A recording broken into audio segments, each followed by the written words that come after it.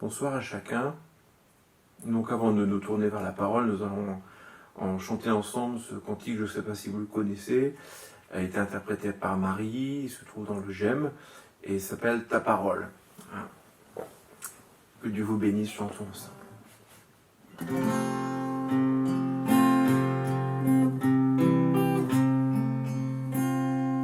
Ta parole est une lampe devant mes pas, elle éclaire mon sentier. Ta parole est une lampe devant mes pas, elle éclaire mon sentier. Quand parfois je crains d'avoir perdu mon chemin, tu es toujours tout près de moi. Non, je ne craindrai rien, car tu me tiens la main, tout près de toi, jusqu'à la fin.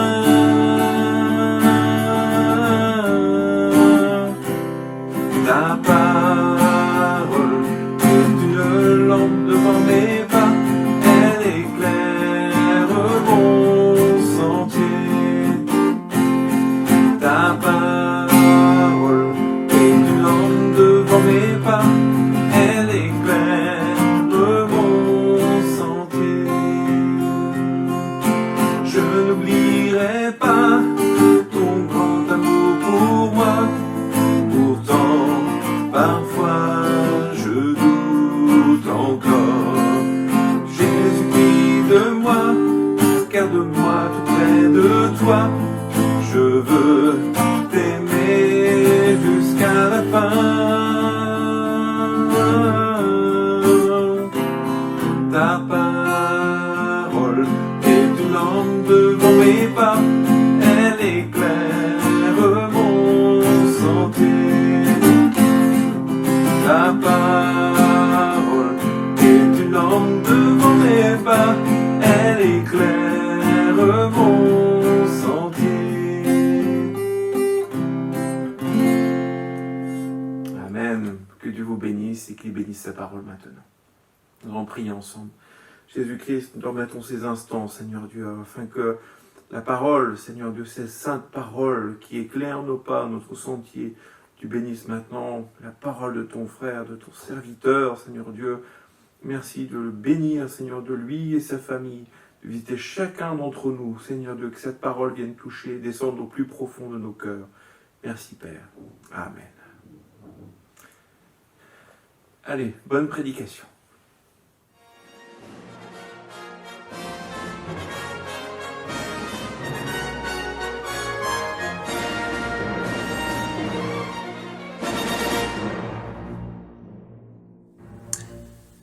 Bonsoir à tous, nous sommes heureux de nous retrouver ce soir encore autour de ce sujet du décalogue, les 10 commandements, les 10 paroles. Nous avons vu les 3 premières paroles, nous les attribuons pour notre relation avec Dieu, et ce soir nous allons voir la 4e parole, la 4e et dernière parole qui concerne notre relation avec Dieu. Les 2 premières paroles, la première, Dieu s'est présenté à son peuple. Exode 20, verset 2, « Je suis l'Éternel ton Dieu qui t'ai fait sortir du pays d'Égypte, de la maison de servitude. » Nous avons partagé le fait que Dieu s'était révélé jusqu'à présent comme étant le Dieu créateur, et là il se présente comme étant le Dieu libérateur. La 2e parole, nous voyons un Dieu qui désire l'exclusivité. Exode 20, verset 3, « Tu n'auras pas d'autre Dieu devant ma face. » Et la 3e période, Dieu invitait à sanctifier, à mettre à part son nom, à ne pas le prendre en vain.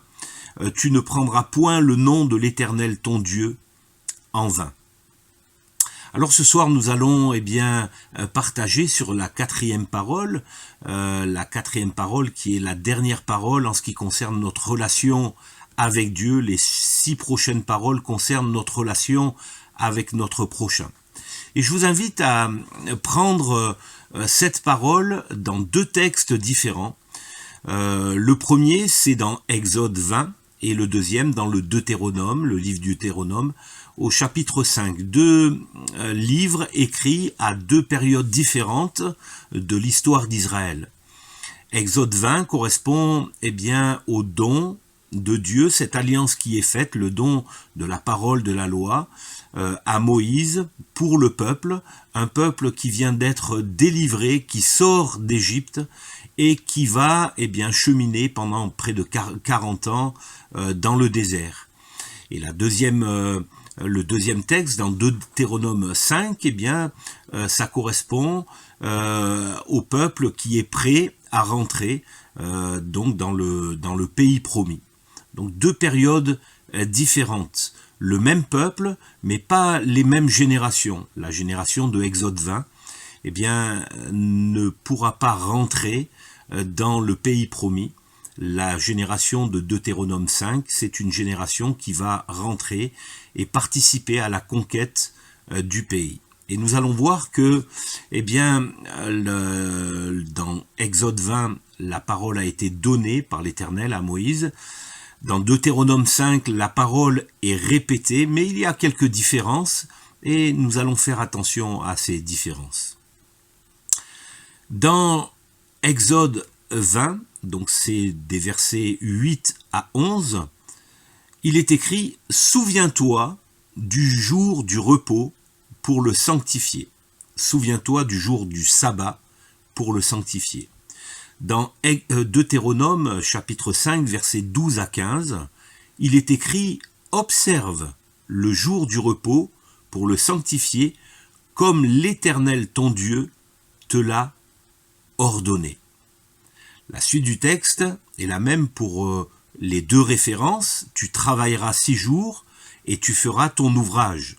Mais le 7e jour est le jour du repos de l'Éternel ton Dieu. Tu ne feras aucun ouvrage, ni toi, ni ton fils, ni ta fille, ni ton serviteur, ni ta servante. » Donc le Seigneur invite le peuple et toutes les personnes qui constituent le peuple, et même au-delà, puisqu'il est question des étrangers également, qui seraient au milieu du peuple d'Israël, de s'arrêter un moment pour sanctifier ce jour. La suite du texte, dans Exode 20, il est écrit que ni le bétail, ni l'étranger qui est dans ses portes ne travaillera. Et dans Deutéronome 5, il est écrit « Ni ton bœuf, ni ton âne, ni aucune de tes bêtes, ni l'étranger qui est dans tes portes, afin que ton serviteur et ta servante se reposent comme toi. » Autrement dit, nous voyons dans ces textes que le Seigneur demande un repos total, même au niveau des bêtes, au niveau de toute la famille, au niveau aussi des étrangers qui peuvent être au milieu du peuple. Les consignes qui sont données, le Seigneur dit tu travailleras pendant 6 jours. Pendant 6 jours, l'Éternel a fait les cieux, la terre et la mer et tout ce qui est contenu, et il s'est reposé le 7e jour. C'est pourquoi l'Éternel a béni le jour du repos et l'a sanctifié. Et donc dans Exode 20, le Seigneur rappelle que il a tout créé pendant 6 jours et il s'est reposé le 7e jour, et il invite le peuple d'Israël à se reposer en se souvenant que Dieu est créateur. Et dans Deutéronome 5, il est écrit « Tu te souviendras que tu as été esclave au pays d'Égypte et que l'Éternel ton Dieu t'en a fait sortir à la main forte et à bras étendus. C'est pourquoi l'Éternel ton Dieu t'a ordonné d'observer le jour du sabbat. » Et là, donc, nous voyons deux notions différentes. Pourquoi le peuple devait s'arrêter, et quelque part pour nous, pourquoi devons-nous nous arrêter, sanctifier un moment, sanctifier un jour, sanctifier des instants peut-être dans la journée, nous souvenir que Dieu est Dieu, que Dieu est créateur, comme dans Exode 20, mais aussi comme dans Deutéronome 5, nous souvenir que Dieu est celui qui délivre. Dieu est celui qui nous a délivrés de l'esclavage du péché, des liens que Satan avait mis sur nos vies. Donc dans Exode 20, le terme qui est utilisé, souviens-toi. Souviens-toi du jour du repos pour le sanctifier.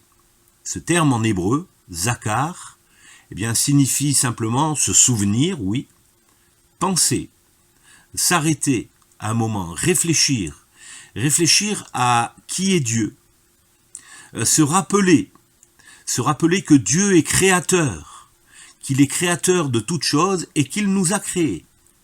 Prononcer également, ce terme veut dire prononcer, c'est-à-dire s'exprimer avec notre bouche, et quelque part confesser que Dieu est créateur, faire mention. Nous sommes invités à célébrer, à publier, à dire, à mentionner.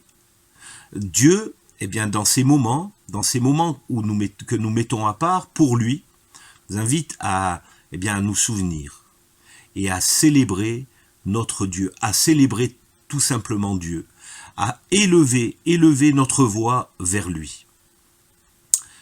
Dans Deutéronome 5, verset 12, il est écrit « Observe le jour du sabbat ». Non seulement Exode nous invite à nous souvenir, mais là il y a une ordonnance. Observe le jour du sabbat pour le sanctifier comme l'Éternel te l'a ordonné. Si nous regardons les deux moments, Exode 20, le peuple va être en mouvement, il va progresser pendant 40 ans dans le désert. C'est l'image aussi de nos épreuves. Et ce peuple allait être dans l'épreuve pendant 40 ans. Et pendant 40 ans, il devait se souvenir, du Dieu créateur, de sa toute-puissance, de sa sagesse, de son intelligence, de sa présence aussi, tout simplement. Un Dieu présent, qui n'abandonne pas son peuple. Un Dieu qui a manifesté sa présence au travers de la nuée, qui était là jour et nuit. Et le peuple était invité à se souvenir. Et là, dans le livre du Deutéronome, le peuple va être invité à prendre possession du pays et s'établir. Et lorsque l'on s'établit, peut-être que nous aurions tendance à oublier ce Dieu qui nous a délivrés, qui a fait tant de miracles dans nos vies. Alors Dieu ordonne dans ces moments que nous mettons à part pour lui, d'observer le jour du sabbat, le jour du repos, pour le sanctifier. Le mot utilisé en hébreu, c'est shamar, qui veut dire pour garder, être gardien, veiller, avec peut-être la crainte d'oublier, de prendre ce temps, de prendre du temps avec Dieu. Regarder, observer, se souvenir, garder le souvenir, avoir la garde, se protéger. C'est-à-dire que, quelque part, en étant établis, nous étant occupés par tant de choses, nous aurions tendance à oublier de prendre du temps avec Dieu, d'observer des temps de Shabbat, des temps de repos, spécialement pour lui, avoir soin, être chargé, obéir, tout simplement. Donc nous voyons dans ces deux versets qui correspondent à des moments différents de l'histoire d'Israël, ces deux versets correspondent certainement aussi à des moments différents de notre vie d'enfants de Dieu. Et quels que soient les temps que nous vivons, le Seigneur nous invite à nous souvenir, mais également à garder et prendre du temps à part pour lui, quels que soient les moments, que ce soit au lever, que nous puissions prendre du temps, sanctifier, faire un Shabbat à notre lever. Prendre du temps, lorsque nous passons à table, simplement pour bénir le repas, c'est faire un Shabbat, nous souvenir que si nous avons quelque chose dans notre assiette, c'est parce que Dieu a pourvu et Dieu nous bénit. Prendre du temps, lorsque nous nous couchons, dans quelques moments que ce soit de nos vies, quand nous prenons la route, quand nous arrivons dans un lieu, que nous puissions prendre, nous souvenir et garder ces moments. Ils sont tellement précieux. Nous sommes appelés à une relation permanente avec Dieu. D'ailleurs, c'est ce que le Seigneur Jésus-Christ désire. Lorsqu'il a appelé ses disciples, et nous le voyons dans Marc 3, 14, il est écrit qu'il a établi 12, il en a établi 12. Et la première raison, c'est pour les avoir avec lui. Et quelles que soient nos compétences, quelles que soient nos activités dans l'Église ou ailleurs, la première raison que le Seigneur nous a établi, pour laquelle le Seigneur nous a établis en tant que disciples, c'est pour être avec lui, pour passer des moments avec lui, pour sanctifier des moments, pour avoir des Shabbats réguliers, quotidiens avec lui. Dans Marc 10, 21, il est écrit, Jésus l'ayant regardé l'aima et lui dit, « Il te manque une chose, va, vends tout ce que tu as, donne-le aux pauvres, et tu auras un trésor dans le ciel. Puis viens et suis-moi. » Un jeune homme s'est approché de Jésus et lui a posé la question, « Mais que dois-je faire pour hériter la vie éternelle ?» Jésus lui a rappelé la loi et lui a dit, « Bien voilà, tu sais ce qu'il y a écrit dans la loi. Tu ne commettras pas d'adultère, tu ne voleras pas, tu aimeras ton Dieu de tout ton cœur, de toute ton âme, de toute ta pensée. » Et cet homme a dit, « Bien moi j'ai fait toutes ces choses-là. » Et le Seigneur l'a invité à une relation personnelle avec lui. Eh bien écoute, les choses qui te tiennent dans ce monde, vends-les toutes et viens et suis-moi. Et cet homme, même s'il était appliqué dans sa religion, même s'il avait observé tout ce qu'il y avait dans la parole, a été pris, a révélé réellement ce qu'il y avait dans son cœur. Et il n'a pas accepté de suivre Jésus. Oui, ces commandements, qui nous invitent à sanctifier des temps, à observer des temps de repos pour être avec le Seigneur Jésus, pour être avec lui, c'est le désir profond de notre Seigneur Jésus-Christ pour chacun de nous. Sanctifier. Sanctifier, ça veut dire séparer. Le jour du Shabbat était une journée d'élévation, une journée hautement spirituelle. On élevait le nom de Dieu, on élevait Dieu pendant ce temps-là. Et on prenait du temps pour cela.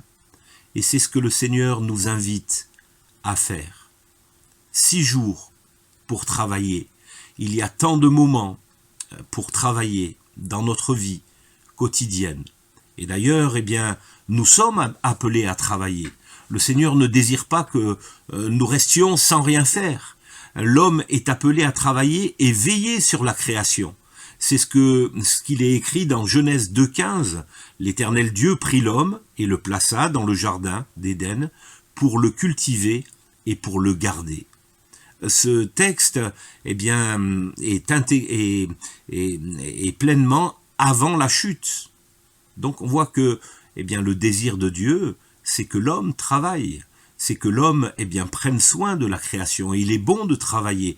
Et lorsque nous avons un travail, nous sommes amenés à remercier le Seigneur d'avoir pourvu à ce travail. L'homme est un travailleur dès l'origine, indépendamment de la faute de l'homme. L'homme va travailler en 6 jours, mais le 7e jour est consacré à l'Éternel. Et pour nous, nous pouvons consacrer du temps, et nous devons consacrer du temps à notre Dieu. Alors, nous sommes invités à le faire à chaque instant. Chaque jour, la Bible dit, priez sans cesse. Le Seigneur nous invite à être avec lui en relation tous les jours. Et il désire cela, et il a d'ailleurs dit, je suis avec vous tous les jours jusqu'à la fin du monde. Le Seigneur désire cette relation intime et intense avec lui. Et nous voyons que ces 2 versets, que nous méditons ce soir, concernent tout le monde. Il est écrit, ni toi, ni ton fils, ni ta fille, ni ton serviteur, ni ta servante, ni ton bétail, ni l'étranger qui est dans tes portes. Tout le monde est appelé à prendre un temps de repos. Un temps de repos, eh bien, pour être près du Créateur, près du Libérateur. Nous souvenir, mais également garder. Nous souvenir en étant proche de la parole, et Dieu se révèle dans la parole, et garder, c'est-à-dire se discipliner pour avoir ces moments intimes avec notre Dieu.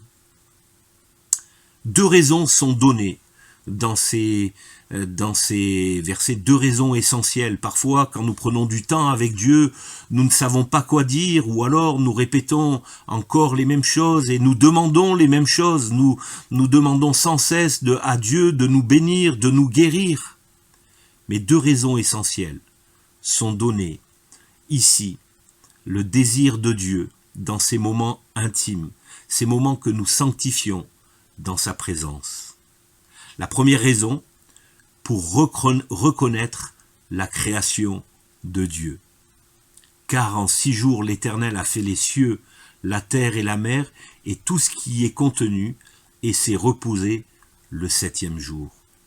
Oui, prenons du temps, eh bien, pour penser à Dieu, pour penser qui il est, pour penser qu'il est le Créateur, qu'il est tout-puissant, que toutes choses ont été données dans les cieux, sur la terre, à notre Seigneur Jésus-Christ.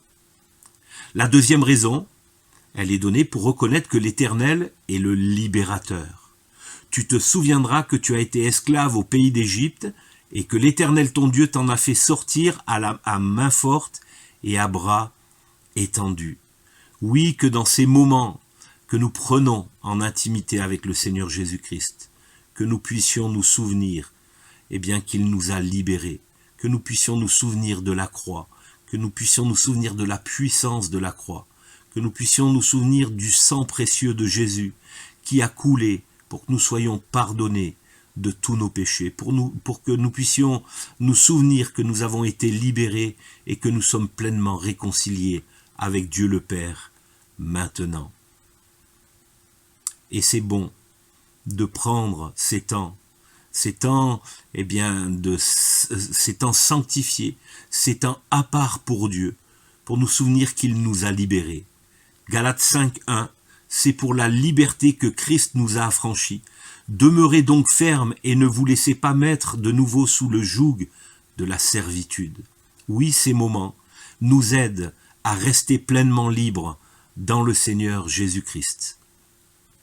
Dans la tradition juive, dans ces moments de Shabbat, eh bien, il est rappelé des choses. Il est rappelé que Dieu s'est reposé le 7e jour.